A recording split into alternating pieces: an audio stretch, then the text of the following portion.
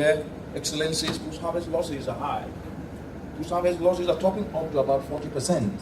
And this is reflected across the entire continent we speak today and driven by inefficiency in value addition. And this is not only costing the country opportunities to create jobs, but at the same time, this also implies to low industrial growth. Climate change is not only compounding agricultural production, but it's actually costing up to about 30% decline in rainfall in the Gambian, as the statistics and the research tells us.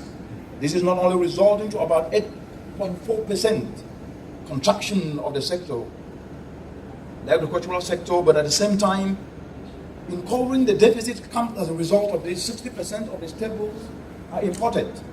For instance, rice, the most staple crop in the country, with a per capita consumption of almost 106% above the global average, only 70% of the demand is produced locally. And to cover the deficit, imports costing up to about 50 million annually are actually safe. Distinguished colleagues, ladies and gentlemen, this means that optimizing the entire crop value chain by integrating ecosystem-based adaptation-driven agriculture and making this become the norm and not the exception, and linking this to clean energy to add value, and connecting this using information communication technology to market, and putting in place compliance standards so that what is produced in the Gambia can also fetch markets across the entire continent is the way to go. Distinguished ladies and gentlemen, no problem of human destiny is beyond human beings. And we cannot let the promise of the Sustainable Development Goals slip away.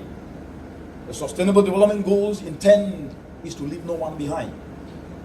The Sustainable Development Goals intend is to bring each and everyone together, is enshrined in Sustainable Goal 17.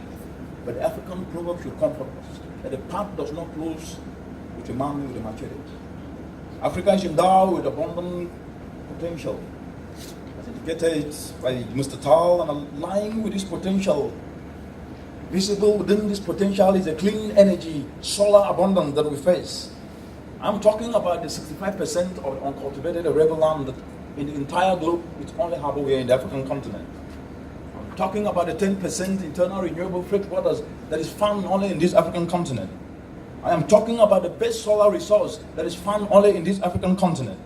The Gambia, for example, received among the highest solar radiation in the region, 4.4 to about 6.7 kilowatts per square meters per day.